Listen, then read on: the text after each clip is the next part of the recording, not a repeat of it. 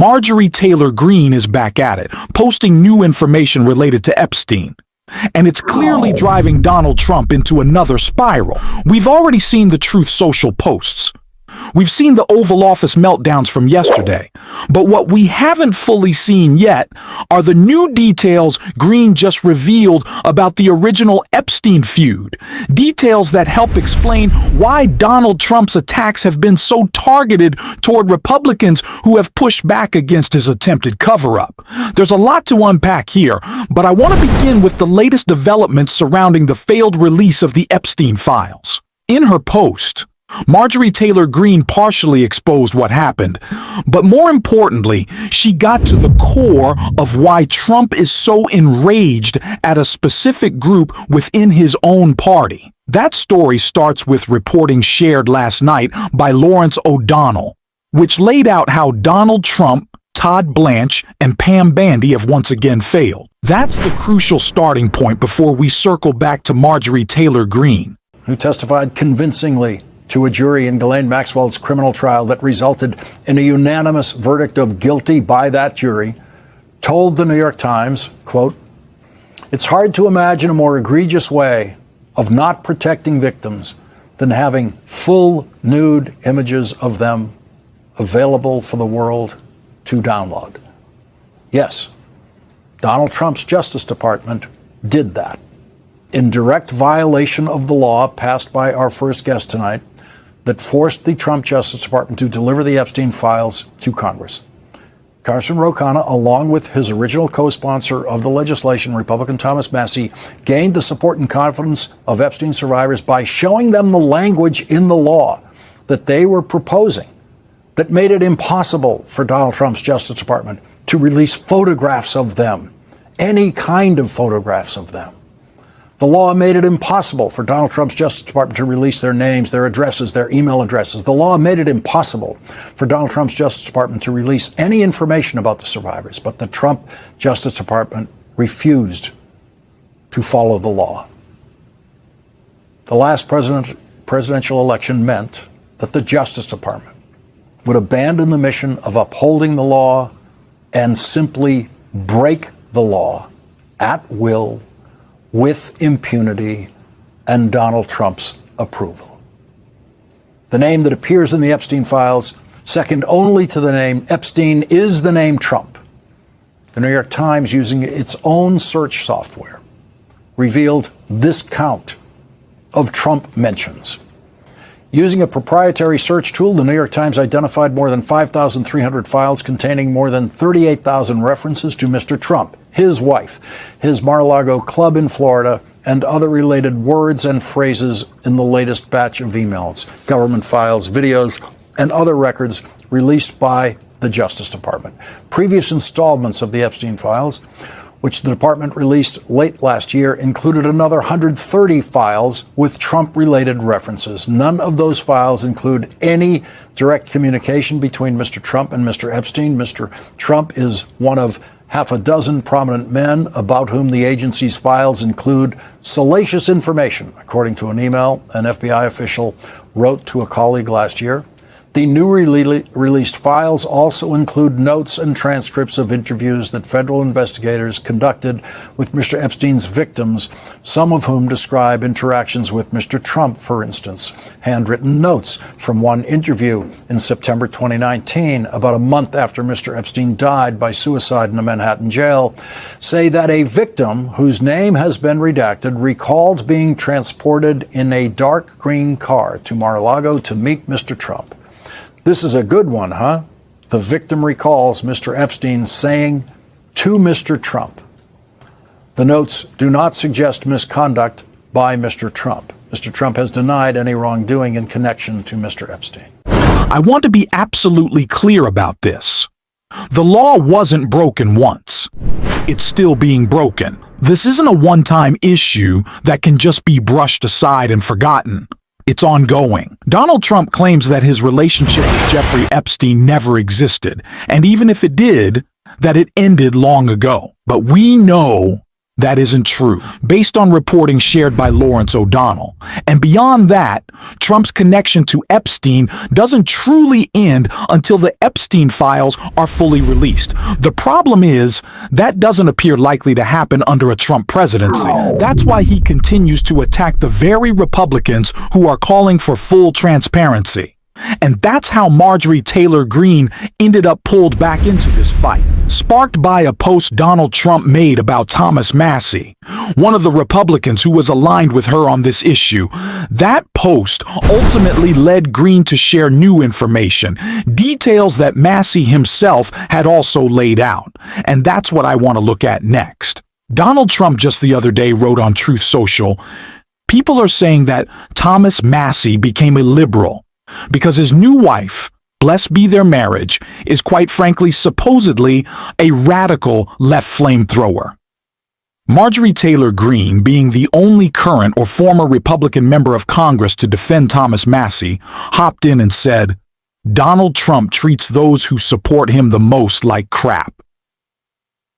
Thomas Massie's wife voted for him 3 times. She's not a radical left flamethrower. And Thomas Massie votes with the president 91% of the time, but won't vote to protect Epstein's sick pedophile friends or send America's hard-earned tax dollars to Israel's war or any other foreign country. The president should be more concerned with voters who put him in office like Thomas Massie's wife, not super-rich donors and their favorite foreign countries and business demands. Losing elections to Democrats in super-red districts like the Texas Senate, where Trump endorsed, should be sending warning alarms across the president's desk. But instead, he's attacking Republican Thomas Massie with one of the most conservative voting records in the House and his new wife with a 3-time MAGA voting record. And all the weak Republicans in the House stay silent, refusing to utter even a word of support for their friend Thomas Massie. Shame on every one of you cowards. You make me sick.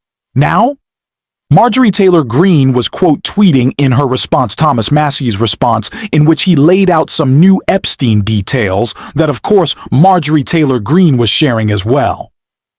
Massie wrote, "So now he's attacking my wife, who voted for him 3 times. Maybe someone told him she's actually the one who suggested I ask Pam Bandy in person at a dinner when we would get phase 2 of the Epstein files." Bandy said there were no more files. As they say, the rest is history. Donald Trump, of course, has a long track record of going after the spouses of people he has political conflicts with. That part isn't new. What is revealing, though, is what Marjorie Taylor Greene, and especially Thomas Massie, are now making clear. Trump's anger toward Massie's wife stems from the fact that she encouraged her husband to press for answers about the Epstein files. Once again, Donald Trump is targeting a woman because of Epstein. It's ironic. It's disturbing.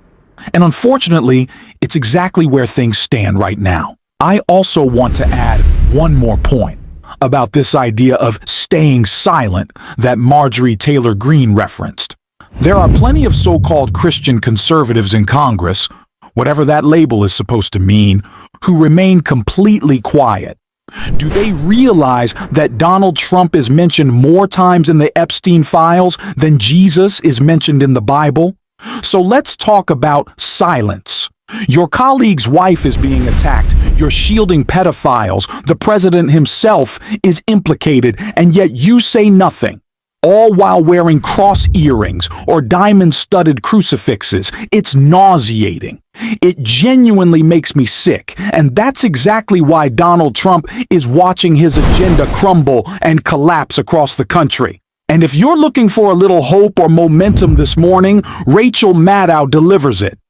Because she broke this entire situation down perfectly. Speaking strategically, I think anybody who studies movements like this in any country, anywhere in the modern world, will tell you the pressure on a would-be authoritarian state is never more important than when they're wobbling, when they're on the defensive, when they're losing their will, when they're falling apart, which right now they are.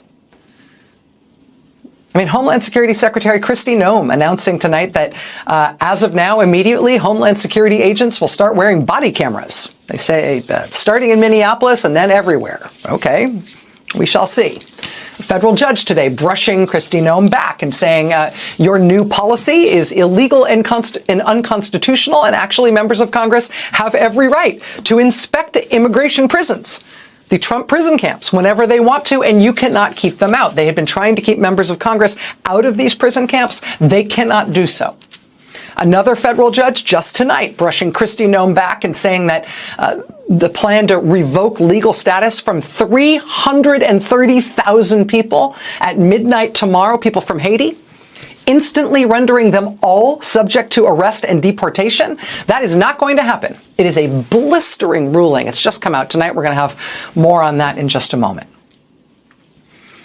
Trump's bizarre weaponization guy at DOJ, Ed Martin, who calls himself Eagle Ed. Okay. He's the guy who's been in the lead on freeing all the January 6 prisoners and bringing these doomed, harebrained cases against people like Tish James and James Comey. Today, Ed Martin got stripped of his job titles and they moved his office out of Main Justice. You like your new broom closet, Eagle Ed? With that Texas special election this weekend, a place Trump won by 17 points, instead going to the Democrat by more than 14 points, a swing of over 30 points in the Democrats' direction in Texas. With Americans now telling pollsters by a 2-to-1 margin that Trump being back in office has made their life worse, not better. Trump has today told a right-wing podcaster, a guy he previously installed at the FBI for some reason, but who's now back to podcasting. Trump today told him that he wants Republicans to, quote, take over elections, meaning literally seizing the elections infrastructure all over the country. Okay. And his bizarro world seizure of ballots from Fulton County, Georgia, may be about to get nuked in court, as Fulton County today sued to stop him from doing anything with what they took. Donald Trump is watching his presidency fall apart, and Marjorie Taylor Greene is partly right about why. She says he's too focused on foreign policy. But the truth is, Trump isn't practicing diplomacy at all. He engages with foreign leaders because it benefits him personally, boosts his business interest, and lets him play the tough guy role. Other countries aren't negotiating with the United States. They're negotiating with Donald Trump. That's why he likes it. This behavior has made Trump deeply unpopular, and it's only getting worse. We're going to keep calling it out every single day. I won't lie. It's exhausting. Hearing people like Todd Blanche say it's perfectly legal to party with Epstein is infuriating, but we're not stopping. If this didn't matter, they wouldn't be trying to silence journalists. So we'll keep fighting. If you want to support that, hit subscribe, leave a like, and drop a comment. And until next time, I will see you soon.